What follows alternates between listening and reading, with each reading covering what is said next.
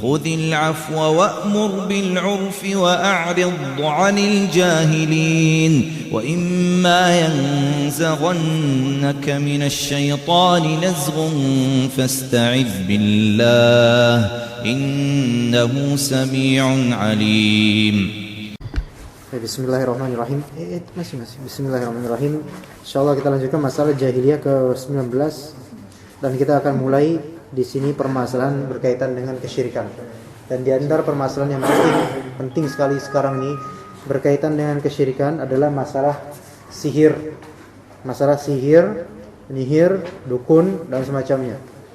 Yang insyaallah nanti akan Anda jabarkan hal-hal berkaitan dengan sekarang ada beberapa peruqyah yang ternyata adalah dukun dan mengatasnamakan ruqyah syar'iyyah. Enggak disebut dukun putih juga benar-benar, tapi mengatasnamakan ruqyah syar'iyyah. Dukun pakai seragam putih. Pakai seragam putih ya. Oke, biasa kan hitam ya. Tapi insyaallah akan kita jabarkan. Oke, kita mulai di sini masalah jahiliyah ke-19 berpegang teguh dengan khurafat, sihir, khurafat, sesuatu yang itu khurafat, kharif, sesuatu yang hanya cerita doang belaka, bohong.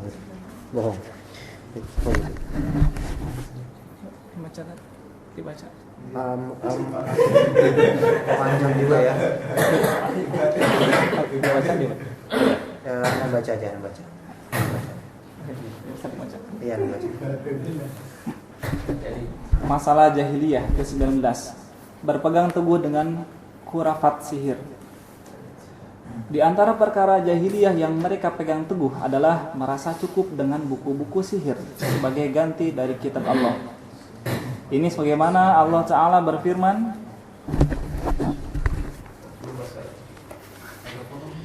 وَلَمَّا جَاءَهُمْ رَسُولٌ مِّنْ عِندِ اللَّهِ مُصَدِّقٌ لِمَا مَعَهُمْ نَبَذَ فَرِيقٌ مِّنَ الَّذِينَ أُوتُوا الْكِتَابَ كِتَابَ اللَّهِ وَرَاءَ ظُهُورِهِمْ كَأَنَّهُمْ لَا يَعْلَمُونَ وَاتَّبَعُوا مَا تَتْلُو الشَّيَاطِينُ عَلَى مُلْكِ سُلَيْمَانَ وَمَا كَفَرَ سُلَيْمَانُ وَلَكِنَّ الشَّيَاطِينَ كَفَرُوا يُعَلِّمُونَ النَّاسَ السِّحْرَ وَمَا أُنزِلَ عَلَى الْمَلَكَيْنِ بِبَابِلَ هَارُوتَ وَمَارُوتَ وَمَا يُعَلِّمَانِ مِنْ أَحَدٍ حَتَّى يَقُولَا إِنَّمَا نَحْنُ فِتْنَةٌ فَلَا تَكْفُرْ فَيَتَعَلَّمُونَ مِنْهُمَا مَا يُفَرِّقُونَ بِهِ بَيْنَ الْمَرْءِ وَزَوْجِهِ وَمَا هُمْ بِضَارِّينَ بِهِ مِنْ أَحَدٍ إِلَّا بِإِذْنِ اللَّهِ وَيَتَعَلَّمُونَ مَا يَضُرُّهُمْ وَلَا يَنفَعُهُمْ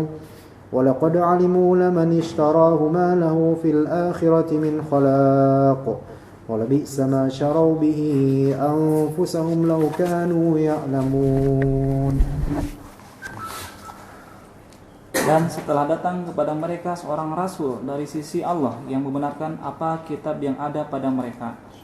Sebagian dari orang-orang yang diberi kitab Taurat melemparkan kitab Allah ke belakang punggungnya, seolah-olah mereka tidak mengetahui bahwa itu adalah kitab Allah.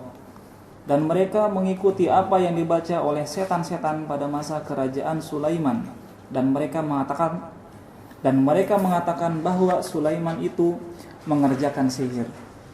Padahal Sulaiman tidak kafir mengerjakan sihir. Hanya setan-setan itulah yang kafir mengerjakan sihir. Mereka mengajarkan sihir kepada manusia dan apa yang diturunkan kepada dua orang malaikat di negeri Babil, yaitu Harut dan Marut. Sedang keduanya tidak mengajarkan sesuatu kepada seorang pun sebelum mengatakan, sesungguhnya kami hanya cobaan bagimu. Sebab itu janganlah kamu kafir. Maka mereka mempelajari dari kedua malaikat itu apa yang dengan sihir itu mereka dapat menceraikan antara seorang suami dengan istrinya. Dan mereka itu ahli sihir tidak memberi mudarat dengan sihirnya kepada seorang pun kecuali dengan izin Allah. Dan mereka mempelajari sesuatu yang memberi mudarat kepadanya dan tidak memberi manfaat. Demi Demi sesungguhnya mereka telah meyakini bahwa barang siapa yang menukarnya kitab Allah dengan sihir itu, tiadalah baginya keuntungan di akhirat, dan amat jahatlah perbuatan mereka menjual dirinya sendiri dengan sihir kalau mereka mengetahui. Al-Baqarah ayat 112. Ini kita tafsirkan dulu sini insyaallah ya.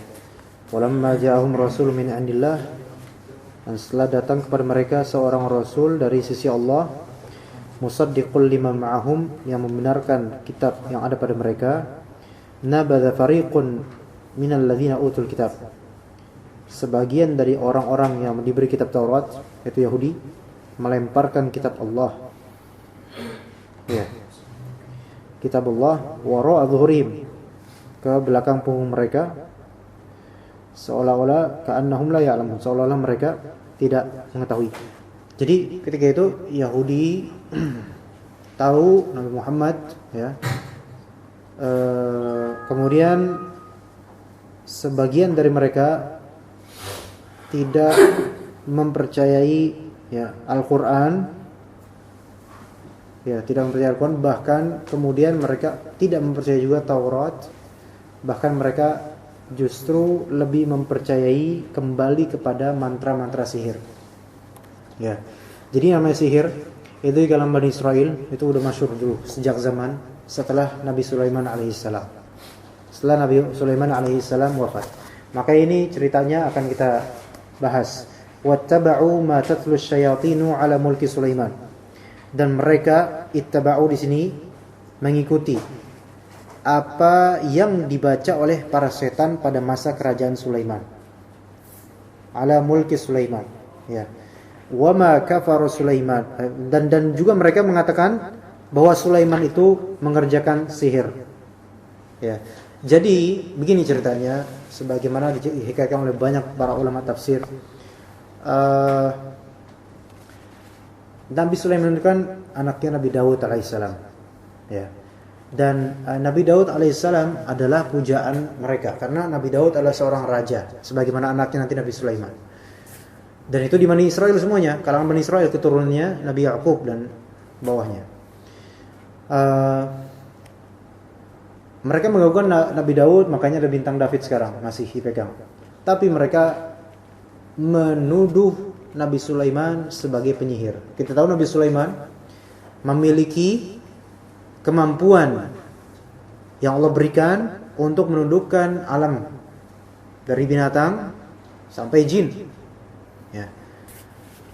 Itu kekuasaan dari Allah Ta'ala, hak yang Allah berikan kepada Sulaiman, yang Sulaiman kemudian suatu ketika berdoa, ya Allah, berikanlah saya kerajaan yang la yanbaghi, tidak layak bagi seorang pun setelahku memiliki kekuasaan seperti ini.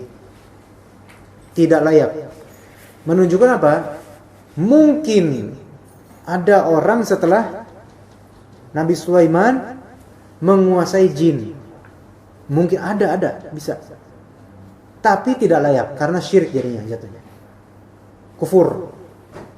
Oleh karena Nabi Muhammad SAW suatu ketika menangkap iblis dan syaitan. Ya. Syaitan. Bukan iblisnya, afwan. Ya, salah satu penggawanya syaitan lah. Gitu kan? Kemudian ada niatan juga tadinya pengen apa? Pengen menguasai ifrit ini. Ini menunjukkan sebenarnya manusia di atasnya jin. Manusia bagaimanapun bisa menguasai jin. Maksudnya bisa mengendalikan, sehingga kita nggak ada alasan kalau kita maksiat dan sebagainya karena saya dikontrol oleh jin, itu nggak ada. Kecuali kalau misalnya kita lalai. Nah, tapi karena Nabi saya teringat dengan doa Nabi Sulaiman, tidak layak. Nah, ini menunjukkan manusia seperti kita biasa sebenarnya juga bisa memiliki kekuasaan atau menguasai jin, tetapi itu amalannya dukun untuk sekarang, gitu. Makanya syirik jadinya. Mau jin itu ngaku muslim, mau kayak gimana, itu bisa syirik jadinya, gitu loh. Jadi layan bagi artinya tidak pantas, bukan tidak bisa. Bisa, tapi tidak pantas. Ya. Nah, jadi Nabi Sulaiman Allah Ta'ala berikan kemampuan seperti itu. mentaskhir para jin, ya, dan mengundi mereka dan sebagainya, mengutus mereka dan seterusnya. Juga bahasa binatang dan bahasa jin semuanya. Kemudian suatu ketika, ya, dan itu diantara mereka jin-jin itu syaitan juga gitu. Tapi tunduk sama Nabi Sulaiman. Cuma itu haknya Nabi Sulaiman. Nah, setelah Nabi Sulaiman wafat, kan namanya Bani Israel itu terkenal dengan iseng. Ya. Wafat, kemudian syaitan-syaitan yang ada setelah wafatnya Nabi Sulaiman alaihissalam menaruh beberapa kitab yang merupakan mantra-mantra, ini satu riwayat, satu pendapat dan satu riwayat, di bawah entah tempat tidur atau tempat meninggalnya Sulaiman, atau kursi, itu kursi singgasananya. Nah, kemudian apa? Syaitan itu pun mewahyukan dalam artian membisiki orang-orang Bani Israel ketika itu, setelah wafatnya Nabi Sulaiman, itu gali di situ ada kitabnya Nabi Sulaiman sehingga bisa menguasai jin. Akhirnya mereka gali, ketemu, mulai di sini fitnah terjadi. Kemudian syaitan mengompori bahwasanya Nabi Sulaiman adalah penyihir. Ya, itu versi pertama. Versi kedua mirip, yaitu ketika Nabi Sulaiman alaihissalam wafat, ada yang menaruh kitab sihir ke bawah singgasananya Nabi Sulaiman. Kemudian menghasut orang-orang Bani Israel, coba itu, buka itu di situ. Ada simpenannya Nabi Sulaiman. Kemudian mereka buka, ternyata kitab yang berisikan mantra-mantra sihir. Akhirnya mereka pun orang-orang Yahudi mengatakan Sulaiman adalah penyihir dengan kitab-kitab itu. Ini kitabnya buktinya. Makanya sampai sekarang orang Yahudi banyak yang mengingkari Nabi Sulaiman. Mereka mengatakan Sulaiman bin Daud bukanlah utusan buat kami. Walaupun Nabi Daud adalah utusan buat kami, gitu kata mereka. Ya. Jadi mereka menuduh Sulaiman alaihissalam mengerjakan sihir. Wa ma kafar Sulaiman, padahal Sulaiman tidak kafir, maksudnya tidak mengerjakan sihir. Walakinna syayatin kafaru, melainkan setan-setan itulah mereka yang kafir mengerjakan sihir. Dan sihir itu bertingkat-tingkat, ya. Kemudian yu'allimuna an-nasa sihir. Syaitan pun berkontribusi untuk mengajarkan manusia sihir. Wa ma unzila 'alal malakaini bi Babil Harut wa Marut. Dan apa yang diturunkan kepada dua orang malaikat di negeri Babil, atau bisa dimaknai apa yang Allah Ta'ala turunkan, yaitu dua malaikat di Babil, yang itu yaitu malaikat tersebut disebut Harut dan Marut. Ini para ulama berselisih pendapat tentang Harut dan Marut itu nama tempat atau nama malaikat, kata. Tapi zahirnya di sini adalah malaikat Harut dan Marut. Keduanya ini wa ma yu'allimani min ahadin hatta yaqula innama nahnu fitnatun fala takfur. Kedua ini malaikat ini tidaklah mengajarkan sesuatu kepada seorang pun sebelum mengatakan, wahai kamu murid, kami ini cuma fitnah, cobaan bagi keimananmu. Sebab itulah jangan kamu kafir, jangan kamu ikuti apa yang kami ajari, gitu loh. Jadi ada dua di sini. Syaitan mengajarkan sihir, dua malaikat ini dengan hikmah Allah sebagai ujian dari Allah terhadap Bani Israel juga mengajarkan. Ya, makanya diperingatkan sebelum diajarkan, diperingatkan. Ini kami sebenarnya utusan dari Allah, ujian buat kalian, apakah kalian dengan pengajaran ini bakal berlaku sihir atau enggak.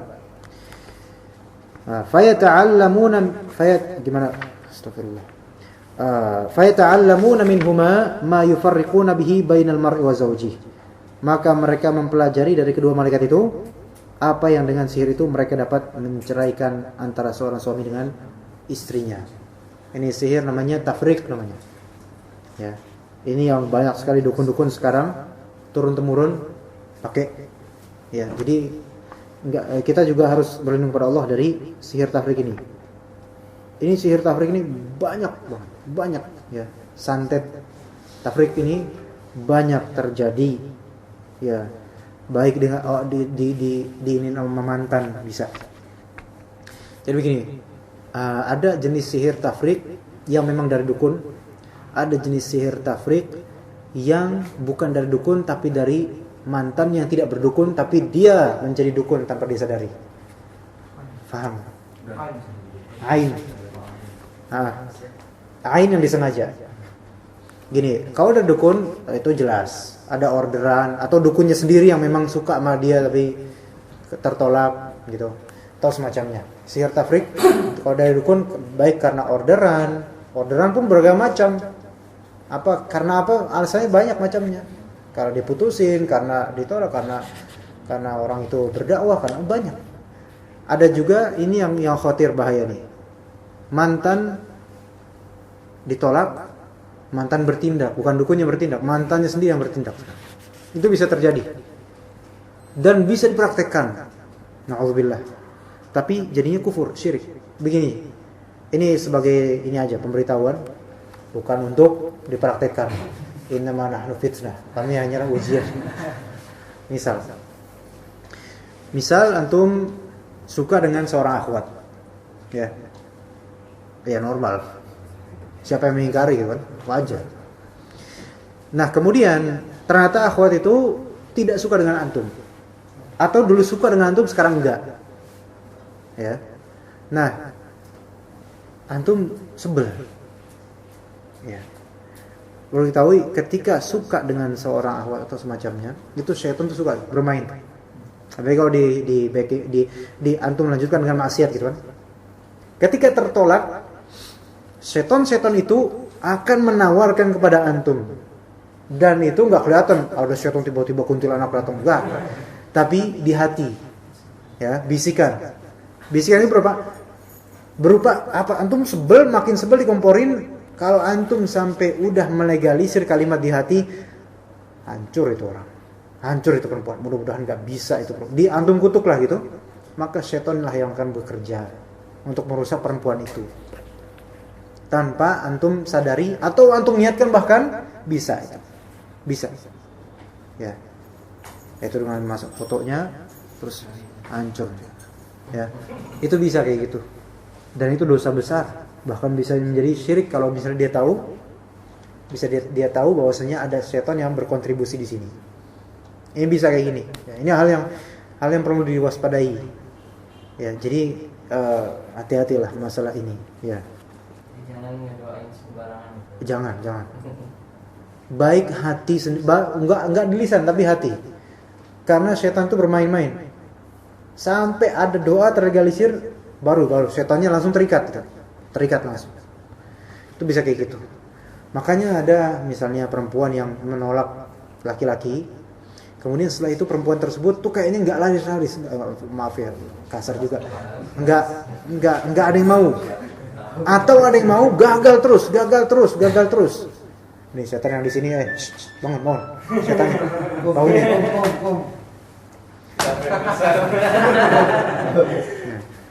Nah, itu bisa karena ain, bisa jadi, ya karena ini. Jadi hati-hati, ya. Berarti emaknya nggak boleh menolak orang ya?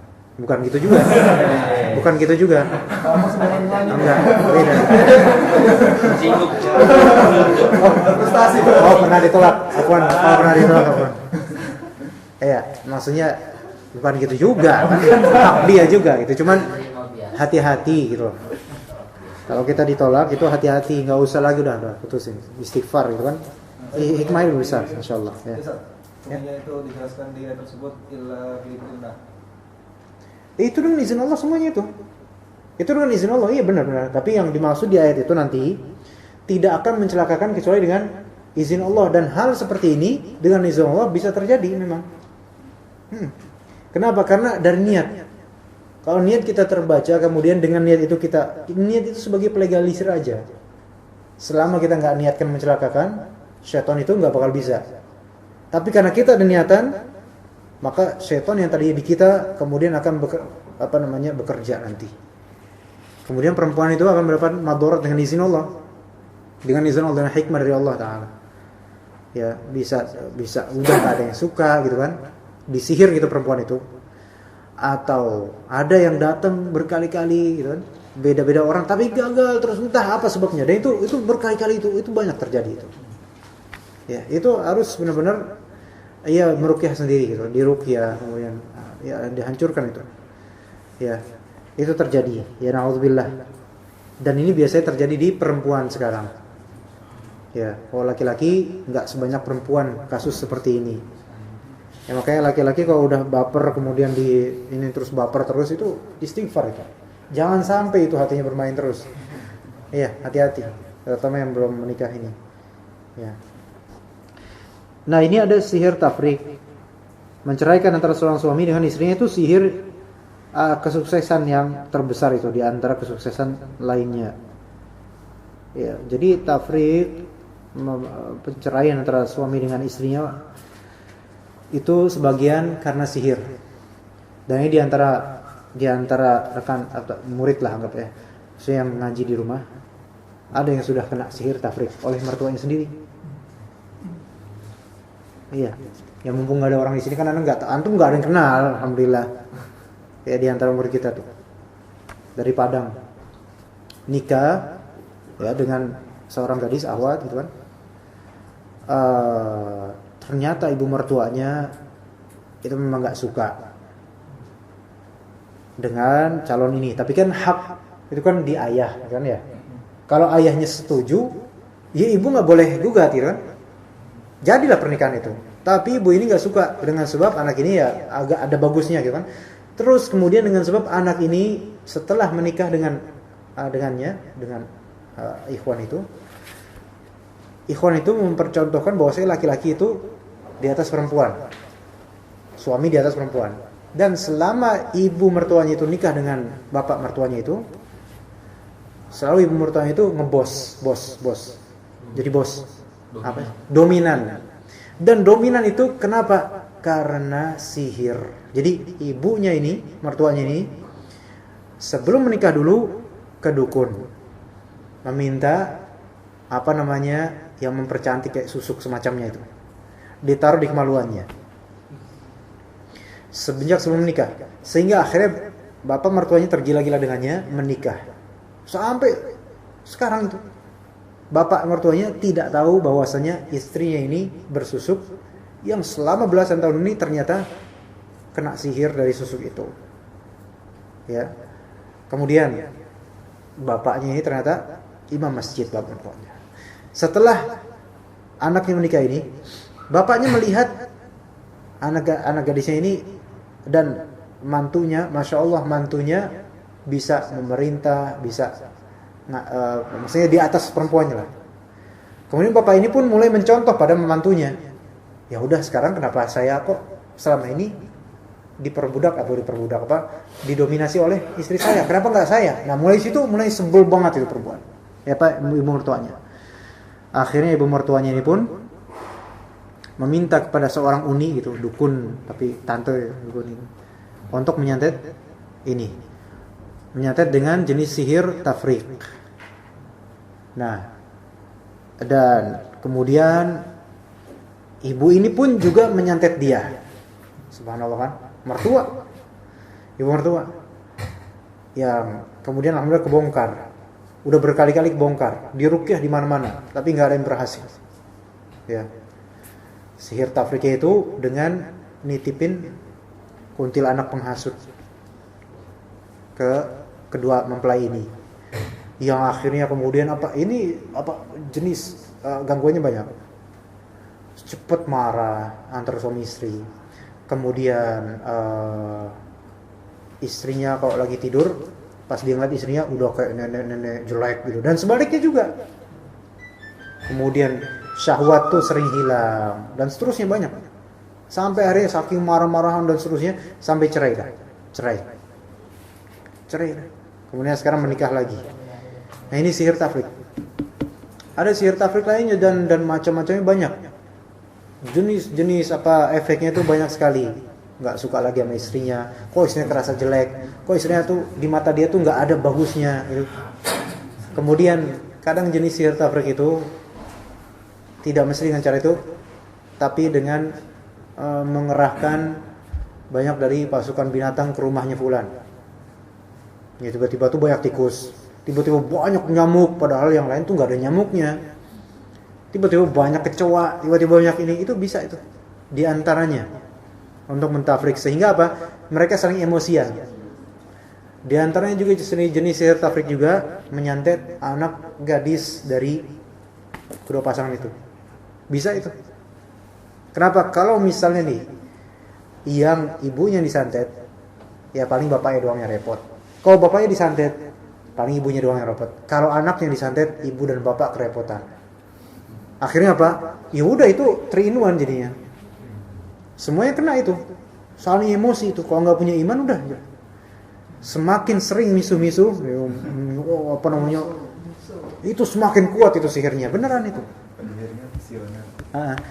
Jadi itu hati-hati. Kalau misalnya nih kita dalam keadaan kurang sreg sama istri atau pasangan, ya istri lah ya, sah gitu kan, itu jangan berkata kotor, jangan melaknat, jangan itu.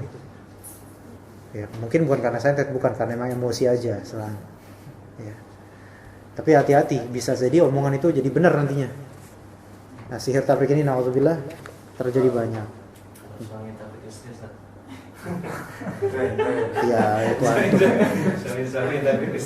antum kayaknya dari dulu tuh paling sering curhat masalah balsem apa itu, antum bukan? Dulu kayaknya ya puasa ingin balsem boleh nggak apa ingin balsem? Bukan saya. Antum. Bukan saya. Oke, kemudian dan mereka itu ahli sihir tidak memberi madarat dengan sihirnya kepada seorang pun kecuali dengan izin Allah. Maksud dari ayat ini adalah ketika kita tahu ini, maka ketika kita dapat sihir, kena sihir, maka kembalikan kepada Allah gitu loh urusannya. Ya karena ini semua terjadi karena izin Allah juga. Nah, jadi yang bisa menutup sebenarnya ada Allah Ta'ala. Adapun wasilah lain itu wasilah saja. Tapi Allah Ta'ala yang maha mampu. Dan mereka mempelajari sesuatu yang memberi madarat kepadanya, yaitu kepada mereka yang belajar, dan tidak memberi manfaat. Sesungguhnya mereka telah meyakini bahwa barang siapa yang menukarkan kitab Allah dengan sihir itu, ialah baginya keuntungan di akhirat, dan amat jahatlah perbuatan mereka menjual dirinya sendiri dengan sihir kalau mereka mengetahui. Insyaallah kita lanjutkan. Tafadhol.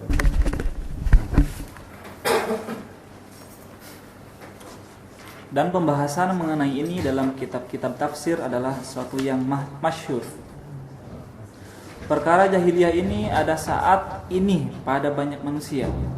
Bahkan juga orang-orang menganggap dirinya termasuk di antara orang-orang saleh, padahal dia sangat jauh jaraknya dari derajat mereka.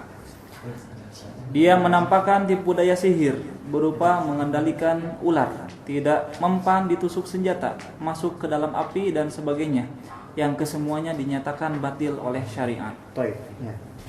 Sini ya kita bahas di sini banyak manusia nih menganggap dirinya termasuk di antara orang-orang soleh. Na'udzubillah. Tapi maksudnya na'udzubillah di sini, tapi ternyata jauh derajatnya. Jadi kena talbisnya iblis.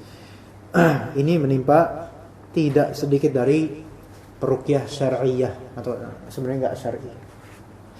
Ruqyah adalah tanda kutip dukun sebenarnya. Bahkan ini fitnah yang sebenarnya ini fardu jadi fardu ain merasa untuk membayankan, menjelaskan kepada antum dan juga siapa-siapa. Karena anda pun juga punya teman-teman banyak dari para peruqyah, dan ketika setelah kita korek-korek atau anda pribadi korek-korek, ternyata mereka na'udzubillah banyak yang menggunakan jin, sadar atau tidak sadar. Ada yang sadar, yang tahu. Ya. Terutama dengan teknik-teknik baru. Ya. Itu sebenarnya mengundang syaitan. Dan sebagian dari mereka tahu itu.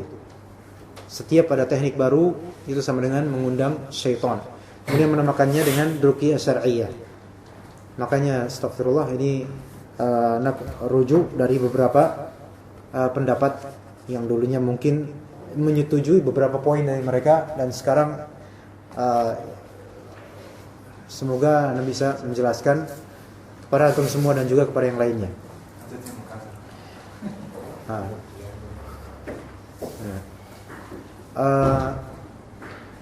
Jadi kesimpulan dan nasihat, ketika antum menemukan ada ruqyah syar'i yang massal, jangan pernah ikut itu.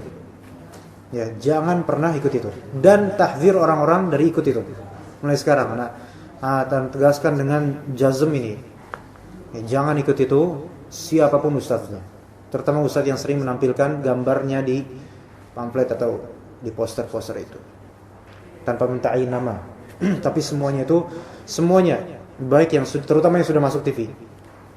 Ya, tanpa sebut nama TV-nya. Jangan pernah ikut itu. Itu kenapa? Talbisnya banyak. Benar bahwasanya di sana nanti diajarkan tentang jangan berbuat syirik dan seterusnya.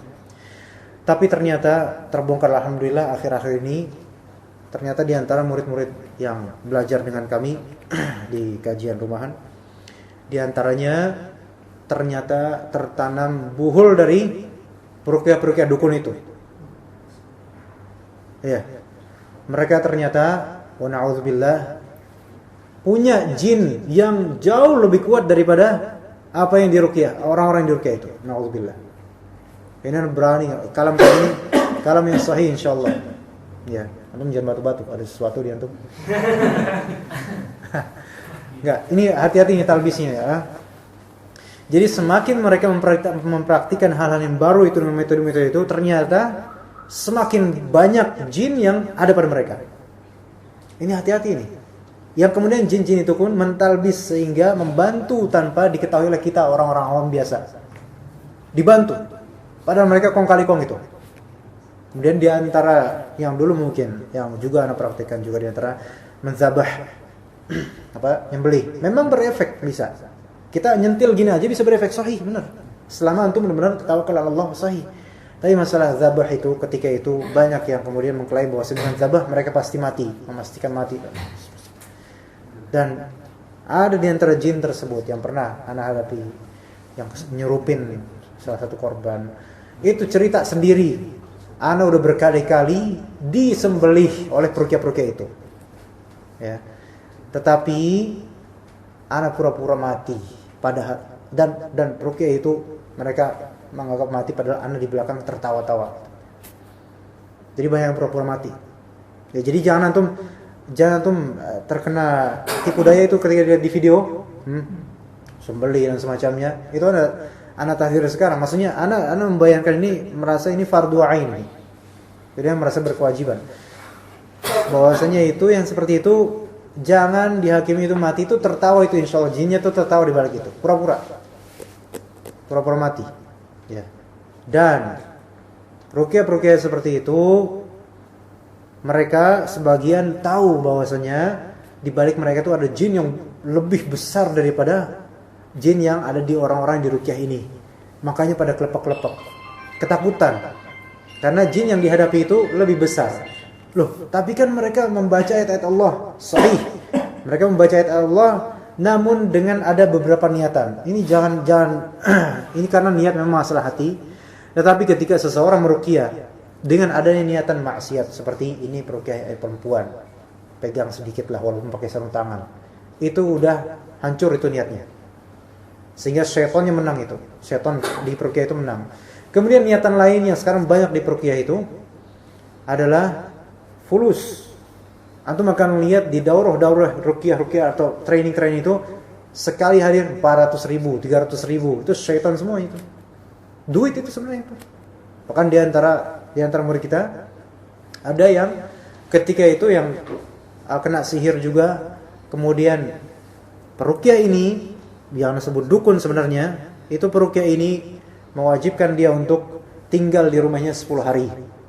Untuk masa terapi dan semacamnya. Kemudian dibekali dengan modul yang isinya teknik-teknik dan jurus-jurus ruqyah. Ya, jurus-jurus ruqyah itu. Teknik-tekniknya macam-macam itu, mandi di atas tanah ini itu dan seterusnya itu. Yang ketika itu pun yang di ruqyah itu kok kayak gini ya, katanya syariah, tapi manut aja.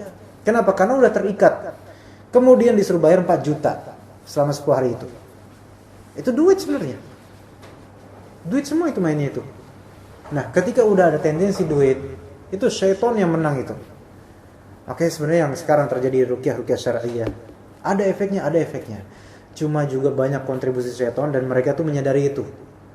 Makanya hampir atau kebanyakan orang ilmu sedikit kemudian konsentrasi di ruqyah, tidak bisa di semuanya 100%, tapi kebanyakan itu mereka memakai jin.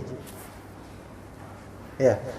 Karena ketika kita banyak meruqyah orang, itu berarti kita banyak berurusan dengan jin. Kemudian jin itu pun mereka otomatis mereka bakal ikut. Dan ini ana rasakan sendiri wallahi ya. Jadi ini jangan kira antum enggak tahu apa-apa, belum pernah. Ana sendiri praktis juga, antan juga. Dan ana membongkar ini lil maslahah gitu. Kemudian nanti akan banyak bisikan-bisikan. Ya, setiap meruqyah atau setiap hal-hal banyak itu banyak bisikan-bisikan. Ya, kemudian bisikan tersebut kadang bisikan yang berupa mereka mau siap membantu ana. Siap membantu ana. Apapun itu. Mencelakakan antum misalnya. Misalnya ana sama antum ada crash. Ya. Ada apa gitu secara personal gitu. Ana enggak suka antum. Dalam hati ana itu pasukan tinggal siap. Gimana nyuruh itu? Kayak tadi yang ana bilang yang istri sama itu tuh yang apa? Jodoh itu. Itu kayak gitu bisa. Dan itu terjadi. Nah, itu yang terjadi banyak dari peruqyah tuh kayak gitu banyak. Sebenarnya mereka itu apa? Secara enggak langsung atau sadar atau enggak sadar mereka naruh buhul ke pasien-pasiennya sendiri itu. Sehingga nanti sebenarnya makanya banyak terjadi udah diruqyah sama Ustaz fulan, udah diruqyah sama Ustaz fulan, tapi kok masih ada. Itu setannya waktu itu pura-pura keluar. Seperti ada kong kali kong juga dengan setannya peruqyah itu. Makanya kemarin pernah kita ruqyah itu. Bacain dan ternyata lama-lama kebongkar ternyata ada buhulnya di tubuh yang tertanam setelah diruqyah sama Ustaz fulan. Yaitu malah menambah jin dan nambah koneksi. Ini dukun ini gitu loh. Ibarat kalau antum sakit ya, kesurupan, datang ke dukun. Ya dukun itu bakal jampi-jampi, zahir itu jelas banget itu. Yang mana antum mungkin disuruh minum, disuruh melakukan ritual apa, itu malah naruh buhul itu sebenarnya. Yang nambah jin mungkin seger nantinya, itu talbis. Namun seminggu kemudian, sebulan kemudian, tergantung antara kontrak itu lagi-lagi sakit. Nah ini yang terjadi nih. Makanya antum jangan tertipu dengan misalnya di TV ada ruqyah syar'i massal kemudian wah pada mabuk-mabukan. Itu benar memang mereka kena, memang benar kena. Tetapi enggak sembuh itu sebenarnya. Enggak. Kemudian kalau misalnya ada yang nyembeli dan sebagainya itu enggak mesti mati, itu bisa pura-pura itu. Ya, jadi hati-hati nih. Dan kemudian mereka mengatasnamakan syariah. Mas, ini. Kayak besok insyaallah nih di antara murid kami yang ini mau bawa kitabnya. Insyaallah modul bukan ke sini tapi ke rumah. Mau bawa kitabnya, insyaallah kita bakar itu kitab. Kitab itu pun buhul itu. Selama murid itu megang kitab itu, maksudnya kitab yang berisikan apa praktek apa namanya tadi teknik-teknik itu, selama kitab itu masih dipegang, itu masih buhulnya masih keterikatan dengan ruqyah itu. Jangan, enggak usah. Fotokopi terus dipelajarin, antum nanti yang jadi itu. Kan bukunya di buku nanti Enggak sama aja, fotokopi juga. Ya, itu hati-hati ya. Antum kalau misalnya nanti ada saudara mau ke sana itu ruqyah massal dengan ustaz-ustaz tersebut, jangan. Enggak usah. Ruqyahnya dengan cara antum ajarkan aja apa yang udah terwiridkan, misalnya baca ini, baca wirid-wirid, baca Al-Qur'an, kemudian sering-sering ke majelis ilmu itu, terutama ilmu tauhid dan tafsir. Mungkin kalau kajian fikih biasa enggak terlalu kena, tapi kalau kajian tauhid, tafsir itu insyaallah membahas Al-Qur'an, membahas tentang Allah, hari akhir dan seterusnya, baik tematik atau kitab, itu lebih menyembuhkan daripada yang seperti ini. Ya, teknik-teknik yang baru seperti ini, ya. Makanya ketika nanti antum ketemu dengan peruqyah yang punya teknik jurus dan semacamnya, jangan percaya Allah. Jangan percaya. Itu anak-anak wanti-wanti jangan percaya. Ya. Ya ini kalam dari anak yang juga bersahabat dengan mereka dan tahu. Ya, makanya dia para peruqyah itu rata-rata jarang atau bahkan hampir enggak pernah ke majelis ilmu. Kita udah ajak, ayo cari ilmu, cari ilmu ke majelis ilmu, belajar gitu. Enggak. Dan mereka banyak yang merasa kami mendakwahkan tauhid kepada umat. Tauhid apa? Buku ini aja belum khatam, belajar dan semacamnya, tapi mengklaim berdakwah tauhid kepada banyak umat kaum muslimin. Makanya pernah tegur di antara mereka yang memakai jin sebenarnya, dan ketahuan oleh alhamdulillah dengan izin Allah, nasihati, antum ngajarin orang-orang tauhid, antum sendiri berbuat syirik. Takutan itu. Ya. Malah di antara dari yang terkenal dari antara mereka, justru ketika itu kita ruqyah, murid kita, ternyata antum pernah di ruqyah sama ini Ustaz Fulan? Iya pernah. Antaranya gitu kan, sama Ustaz Fulan pernah katanya. Taib. Antum waktu di ruqyah sama Ustaz Fulan, antum ngerasa banyak jin? Ada banyak jin. Taib. Yang di belakang Ustaz Fulan ketika di ruqyah sama dia apa? Langsung kerasa itu gemeter. Langsung terkoneksi sama ustadznya itu, langsung terkoneksi sama jinnya. Langsung datang, langsung macan langsung. Gitu kan. Apa-apa, ini bener ini. Bener berarti ini. Ada buhul di antum selama itu antum ditanamin buhul. Makanya Nabi bilang, barang apa yang antum pegang, apa bawa oleh-oleh dari cenderamata dari ruqyah-ruqyah itu. Bawa ke sini, insya Allah kita bakar supaya hilang semua buhul itu. Dan itu macan beneran itu. Dan ketika Anda bongkar satu persatu metode-metodenya, ini kalian seton-seton pengikut ini, kalian kan yang bikin metode-metode ini, kerasa mereka langsung gemeter. Kerasa itu. Ini berarti jurus-jurus itu yang kalau dibahasakan di syar'i itu bid'ah. Itu dari mereka semua. Seton yang bisiki. Makin baru. Wa na'udzubillah. Makanya kita hati-hati. Di sini ruqyah itu insyaallah Allah Ta'ala akan mempermudah selama kita sabar, doa, tawakal, ikhtiar. Tapi ikhtiarnya enggak seperti itu, banyak-banyak jurus dan semacamnya.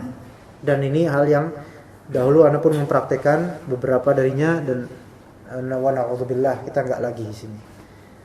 Dan merupakan tugas juga buat Anda untuk memberikan peringatan buat baik antum atau kaum muslimin insyaallah Ta'ala. Ya, jadi hal-hal ini harus dihindari, ya, terutama yang sudah masuk TV itu, beberapa dari mereka. Tapi tetap diapresiasi, beberapa dari mereka memang berniat baik. Cuma mereka itu terjerumus. Tadinya mereka rata-rata adalah mantan dukun. Antum tahu profil masing-masing. Rata-rata mantan dukun. Kemudian karena simpati dan juga ingin membongkar apa masa lalunya, kemudian banyak meruqyah orang, yaitu untuk menyadarkan semua orang asli niatnya baik. Ini aslinya niatnya baik.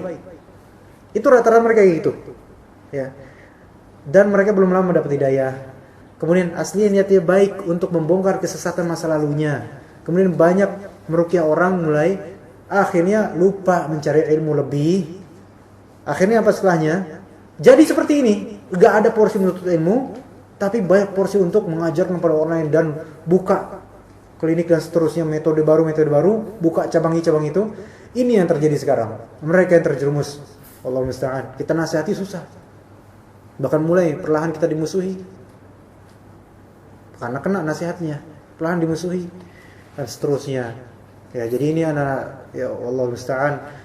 Allah, ini bukan masalah ghil, kedengki, enggak sama sekali. Ini gimana cara kita menyelamatkan kaum muslimin ini jangan sampai kena talbis yang seperti ini, yang pernah juga merasakannya, wal musta'an. Dan juga yang sekarang juga masalah artis-artis dan semacamnya, itu kajian-kajian artis, ya. Mereka belum mampu. Makanya ini belajar juga dari para ruqyah ini. Mereka dahulunya barusan dari dukun, kemudian taubat sendiri belum cukup untuk banyak tampil di masyarakat, belum. Tapi ilmunya ini belum banyak ilmunya, kemudian tampil, akhirnya mereka kena talbisnya iblis. Dan ditakutkan para artis-artis yang baru terangkat namanya karena taubat ini, ditakutkan juga bisa mendapatkan talbis seperti ini. Ya, wallahu musta'an. Ya, mudah-mudahan bisa dimengerti ya. Insyaallah tersampaikan mudah-mudahan ya. Ya, maksudnya wallah ana enggak mau menjatuhkan sebenarnya, tapi ini penting. Karena talbisnya besar dan sedikit yang bisa mengorek hal ini, kecuali kalau pernah ke bab situ, karena pernah ke lapangan itu, ya. Dan kita bersahabat dulunya. Cuman Allah musta'an, setelah lama-lama ternyata lihat makin ganjil, makin banyak kebidahan. Akhirnya kita harus lepas dan kita harus mengingatkan umat kaum muslimin dari hal-hal semacam ini, insyaallah ya. Yang mudah-mudahan ini tidak dianggap sebagai namimah atau semacamnya. Ya. Wallahu a'lam. Ya. Yang tadi dikatakan teknik-teknik yang selain yang baru itu seperti apa? Di antaranya, antum pernah dengar teknik istilham? Istilham itu mencari buhul dengan beragam cara, dengan merem dan semacamnya. Dan dulu ana pun mempraktikannya. Dan itu tapi enggak banyak, enggak sering. Cuman berapa pernah aja. Hah? Istilham itu beda modelnya. Ada istilham yang memang murni doa, maksudnya kita merem kemudian kita minta sama Allah ditampilkan seperti apa buhulnya, kemudian kita minta sama Allah untuk Allah supaya mencabut buhul itu nggak masalah. Tapi ada jenis istilhamnya kayak gini, di mana buhulnya kemudian kita lihat di tempat ini gitu, di tempat ini misalnya di salah satu ruangan di rumah, itu bisa ketemu beneran, bisa ketemu. Tetapi yang ini nih yang risiko. Karena gini, ketika kita marah, minta di mana buhulnya, itu dimainin sama syaitan bisa. Mudah itu. Oh, di sini digali. Benar ternyata. Dan Anda pernah kayak gitu. Tapi yang ini, yang sampai metode ketemu gitu, itu riskan. Dan kemarin ketika salah satu jin yang menyerupi murid kita itu, Ana bongkar ini. Istilham itu ya sebenarnya kalian kan yang ini yang bikin-bikin jin ya, setan. Langsung kerasa ketakutan itu menunjukkan benar nih istilah ini buat-buatan ya. Maksudnya istilham di sini maksudnya bukan buat-buatan dalam artian sebagiannya buat-buatan, sebagiannya benar gitu loh. Tapi istilham yang dilakukan oleh para peruqyah ini hasilnya biasanya makar. Karena memang Islam itu ada, syar'inya ada. Ayo Rasulullah SAW pernah kayak gitu. Tapi kan Rasulullah insya Allah aman dari makar, insya Allah. Allah Ta'ala berikan itu di sumur, ya, dan seterusnya. Itu sahih. Tetapi ketika kita lihat peruqyahnya seperti ini, maka istilham yang terjadi adalah istilham yang bisa tertalbis iblis. Sehingga iblisnya yang syaitan yang naruh, kemudian ketemu gitu kan. Nah, makanya pernah terjadi gini nih. Bukan anak, tapi di antara murid kita. Istilham, kemudian ditampakkan ini Bapak buhulnya itu ada di kalau nggak salah di halaman rumah gitu kan. Berupa jarum atau semacamnya. Ya. Diceritain gitu. Terus habis itu jarumnya terus kita bakar. Nah, insya Allah kan udah bakar tuh kan buhul gitu kan. Hilang insya Allah, lepas ikatannya kan. Sugestinya gitu motivasinya insya Allah ya. Tapi pas dibakar nggak tahu kok dia mendekat, maksudnya tetap dekat gitu loh. Pas dibakar dekat gini, terus asapnya kehirup, masuk lagi dari situ lebih parah gitu loh. Paham nggak maksudnya? Jadi sebenarnya itu yang terjadi ini yang ini itu permainan mereka ya, biarin aja ketemu, kemudian suruh biarkan hati mereka kita kompori ya, kata jinnya, setannya, untuk dibakar terus dihirup supaya lebih lagi kerasa. Jadi malah tambah jadinya. Malah tambah. Kemudian betapa sering istilham itu ya, maksudnya ruqyah itu jadinya orang-orang banyak bergantung pada ruqyah. Sehingga membuat ruqyah itu ujub. Sedikit ujub di diri peruqyah, ada tendensi ujub, itu setannya datang itu. Langsung gerombolan setan datang. Dan itu kita rasain. Iya, pernah kayak gitu. Sedikit ujub, sedikit ada tendensi nyari duitnya, datang semua. Karena emang kalau sedikit gak ikhlas itu kena kan. Kita juga dapat setan, disediain sama iblis untuk membantu kita meruqyah. Iya. Itu makanya susah, itu ngeri. Oke, benar-benar kalau meruqyah itu sekarang banyak kan masang tarif gak? Kalau antum perhatiin, Masang tarif. Iya. Ya alhamdulillah. Ya alhamdulillah. Rata-rata yang akbar itu masang tarif rata-rata. Ini bahaya banget ini. Ya kan? Kemudian kenapa kok rata-rata peruqyah itu menampilkan wajahnya di poster? Itu juga salah satu talbisnya. Talbis ujub ya, naudzubillah. Beda dengan kajian-kajian asatidzah yang benar normal itu. Mereka enggak pakai kecuali kajian-kajian asatidzah yang di pinggir jalan. Beda itu. Tapi ya itu ya. Di antaranya itu takutnya itu. Kemudian teknik-teknik lainnya seperti mandi di malam keberapa itu ada. Itu kan udah jelas dukun itu. Ya kan? Kemudian harus di atas tanah apa itu ada. Yang kayak gitu. Tapi yang seperti ini tidak ditampilkan ke umum. Ini untuk orang-orang khusus saja yang tinggal di wismanya atau asramanya. Karena kalau ditampilkan jelas bakal ini. Gitu ya. Iya. Hah? Iya. Jadi bisa ada nggak cara membedainnya antara yang syar'i dan mengatasnamakan syar'i? Kadang gini Mas Khairul.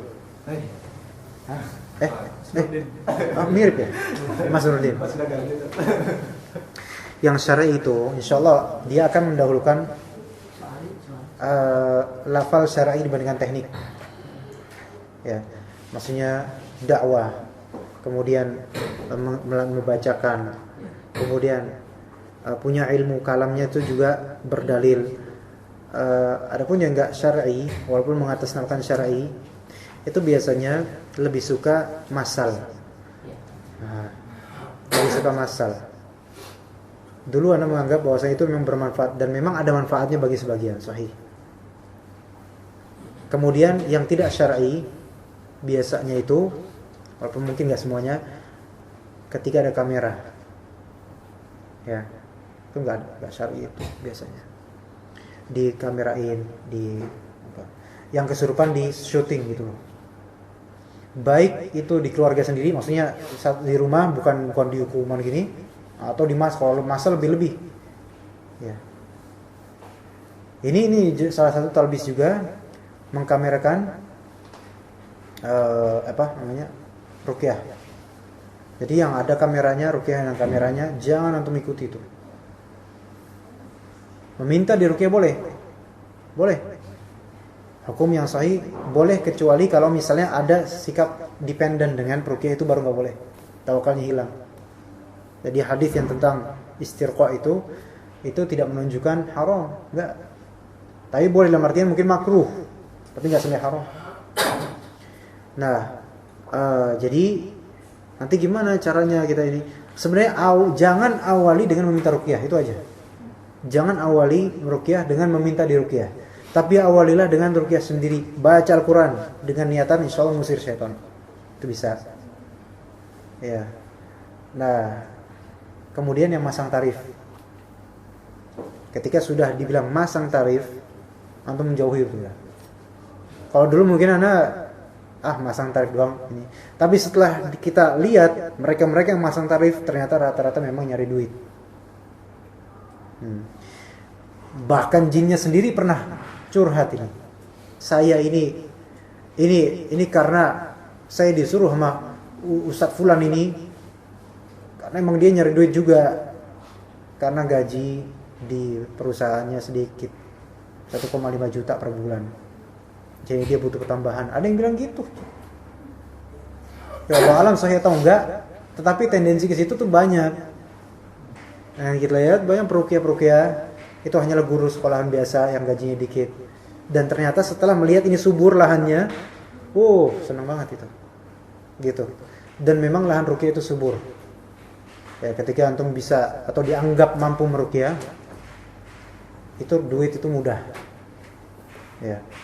Dan sekali ngasih bisa HP, bisa tablet, dan itu terjadi. Kadang bisa motor, bisa mobil bahkan. Ya syukur-syukur kalau bisa umroh. Tapi kalau pas umroh ke Mekah, jinnya kelepek-kelepek nggak bisa masuk Mekah. Emang kayak gitu. Jadi asalnya gini, pokoknya janganlah minta diruqyah dulu. Kecuali kalau udah darurat, ruqyah dulu sendiri.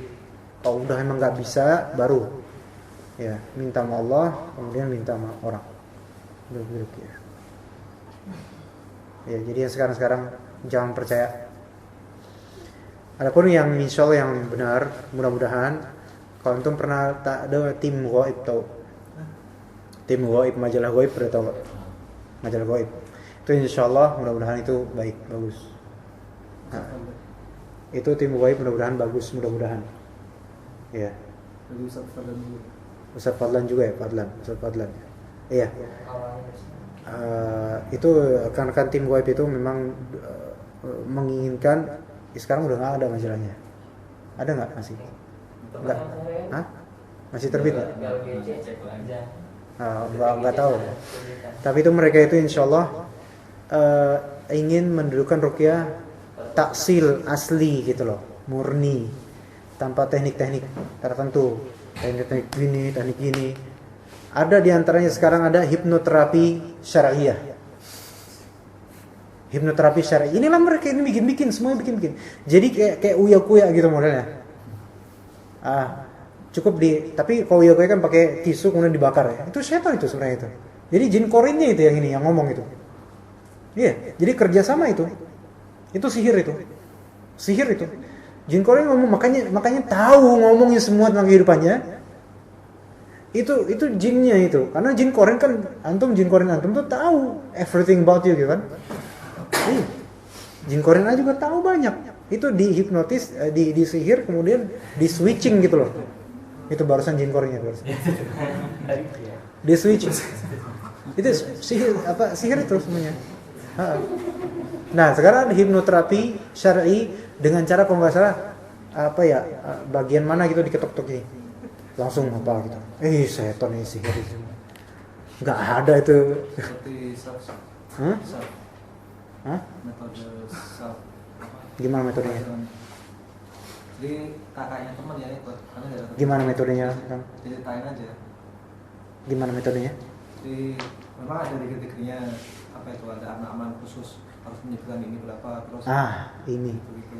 Ini menyebutkan ini berapa kali gitu. Ini yang hati-hati ini. Ini nih. Mungkin Al-Fatihah baca 3 kali. Emang bagi kita tuh Al-Fatihah 3 kali. Nah, penentuan 3 kali ini yang disukai syaitan gitu loh. Seperti menghadirkan kepercayaan bahwasanya dengan 3 kali ini akan gini gitu loh. Ya kebid'ahan seperti ini nih yang bakal mengundang mereka. Jadi memang zahirnya syar'i, tetapi karena dicampuri dengan kebid'ahan, maka syaitan enggak mempan. Syaitan tetap bisa ngerasuk. Maksudnya datang gitu loh. Ya kadang kan wifik ya, hizib dan semacamnya yang dipajang-pajang itu kan kadang Yasin atau apa kan? Kalimat-kalimat Al-Qur'an. Tetapi karena niatan dari awal itu untuk pengisian, nah niatan ini yang bid'ah kemudian jadilah itu datang. Gitu. Ya jadi hati-hatilah. Di situ ya. Ini Ana bicara gini karena memang sudah tahu insyaallah dengan izin Allah, bukan karena anak apa-apa, melihat dan merasakan sendiri talbisnya itu sangat besar. Lebih besar daripada talbis apa gitu kan. Orang penyanyi musisi itu udah jelas, tapi yang seperti ini banyak orang ketertipu, bahkan peruqyahnya sendiri itu tertipu dan menipu orang bisa dengan itu. Ya, wa na'udzubillah. Ya wallahu a'lam. Ya kan. Talbis itu apa sih? Oh iya. Talbis itu adalah kamuflase. Perangkap ya, perangkap, kamuflase dan semacamnya. Jadi penipuan. Ya. Yang tadi dijelaskan terkait yang menutup mata kayak itu kan Rasulullah juga melakukan. Sallallahu ya. Itu cuman kalau dikatakan itu bid'ah. Enggak, tadi yang Anda bilang maksudnya menutup mata ini kemudian yang menyuruh menutup mata ini adalah peruqyah-peruqyah yang kayak gini. Gitu loh. Tadi kan Anda bilang istilah itu ada yang memang benar, ada yang memang salah. Maksudnya salah di sini ketika yang menghandle itu adalah peruqyah-peruqyah yang seperti ini. Dan itu memang bisa terjadi. Maksudnya sahih juga sebagaimana Rasulullah SAW. Cuma kan tergantung siapa yang menghandle-nya itu. gitu loh. Kalau yang menghandle-nya orang yang punya jin, dia bakal ditipu sama jin gitu loh. Ya. Alhamdulillah. Berarti sebenarnya memang ada. Ada. Enggak dimutlakan bid'ah semua enggak, tapi memang ada. Cuma tergantung dari. Udah jam berapa ini? Oke, kita tutup sampai sini. Insyaallah kita lanjutkan pada kapan? Anak mudah-mudahan besok bisa kesini juga. Insyaallah taala. Insyaallah besok. Ya, kita tutup dengan doa kafaratul majlis dan mudah-mudahan teman-teman mendakwahkan teman-teman lainnya untuk tidak mengikuti hal-hal seperti itu lagi ya, insyaallah ya. Subhanakallahumma bihamdika asyhadu an la ilaha illa anta astaghfiruka wa atubu ilaik. Wassalamualaikum warahmatullahi wabarakatuh.